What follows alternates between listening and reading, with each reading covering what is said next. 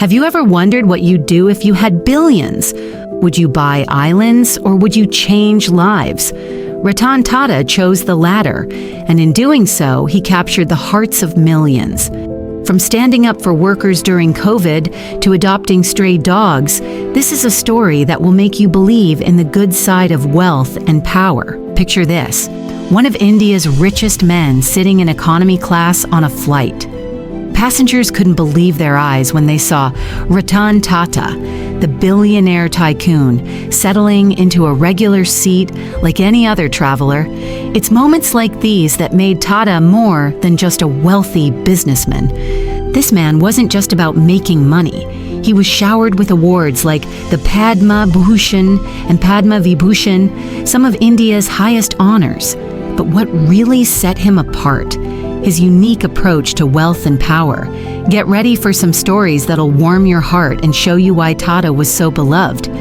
Sadly, Ratan Tata passed away recently and the whole nation was shocked. But his legacy, that's something that'll live on forever. Let's dive into the life of a billionaire who taught us that true richness isn't about money in the bank, but about the lives you touch. Think all billionaires are the same? Think again. When disaster loomed and workers trembled, Ratan Tata stood tall. His next move wasn't just unexpected. It rewrote the rules of corporate responsibility. What drove this tycoon to risk it all for his employees? The COVID-19 pandemic hit the world like a storm, leaving businesses scrambling and workers fearing for their livelihoods. While many companies rushed to cut costs through mass layoffs, Ratan Tata took a different path. He publicly opposed this knee-jerk reaction, urging businesses to prioritize their employees' welfare over short-term profits. Tata's words echoed across the corporate world. These are the people that have worked for you. These are the people who have served you all their careers. You send them out to live in the rain. Is that your definition of ethics when you treat your labor force that way? It was a bold stance that left many wondering, could a billionaire really care this much about workers? But Tata's commitment to his employees wasn't just talk. When tragedy struck, he put his money where his mouth was. Tata Steel pledged to continue paying salaries and medical benefits to the families of employees who died from the virus until they would have reached retirement age. It was a move that showed true compassion in a time of crisis. Ratan Tata's dedication to his workforce isn't something new. It's a principle that has guided his entire career. Back when he was starting out, Tata made a decision that would shape his future. He chose to work as an employee at Tata Steel during tough times, turning down a lucrative job offer from IBM. Why? Because he wanted to understand the challenges faced by workers in his own company. This hands-on experience gave Tata a unique perspective that many business leaders lack. He's walked in the shoes of his employees, felt their struggles, and understood their needs. It's no wonder he fights so hard for their rights and well-being. But Tata's generosity extends far beyond his own company. When the COVID-19 pandemic hit India hard, he stepped up in a big way. Tata donated a whopping 500 crore rupees to support healthcare initiatives. That's about $67 million in US dollars. This massive contribution helped bolster India's fight against the virus, providing much-needed resources to hospitals and healthcare workers. Tata's actions during the pandemic weren't just about throwing money at a problem. They were about setting an example for other business leaders. He showed that it's possible to balance business interests with social responsibility. In Tata's world, companies aren't just profit machines. They're integral parts of the community with a duty to serve and protect. This philosophy has earned Tata respect and admiration from all corners of society. From business leaders to politicians, from workers to the general public, people look up to Ratan Tata as a model of ethical leadership. His actions prove that wealth and power can be used for good, not just personal gain. Respect and admiration are one thing, but true character reveals itself in times of crisis. When Mumbai faced its greatest challenge, Ratan Tata stood at a crossroads. The decision he made next would redefine what it means to be a leader in times of national tragedy. In the aftermath of the 2008 Mumbai, Ratan Tata showed the world what it truly means to lead with compassion. While the city was still reeling from the shock, Tata personally visited the families of 80 employees affected by the tragedy. But he didn't stop at condolences. He ensured their financial security, proving that his concern for his workers extended far beyond the workplace. Tata's response to the crisis went even further. He established the Taj Public Service Welfare Trust, dedicated to aiding victims and their families. This wasn't just about writing a check, it was about taking responsibility for the long-term rehabilitation of those affected by the tragedy. But Tata's vision for a better India didn't stop there. He set his sights on a problem that affects millions of children across the country: malnutrition. In 2012, he declared, "My most visible goal is to do something in nutrition to children and pregnant mothers in India, because that would change the mental and physical health of our population in years to come." It was a bold statement, showing that Tata wasn't content with just running a successful business. He wanted to tackle India's most pressing social issues head-on. Under Tata's leadership, the Tata Trusts became a powerhouse of philanthropy. They poured resources into healthcare and education initiatives, making a real difference in people's lives. One of their most impressive contributions? A $28 million scholarship fund for Indian students at Cornell University. Talk about investing in the future.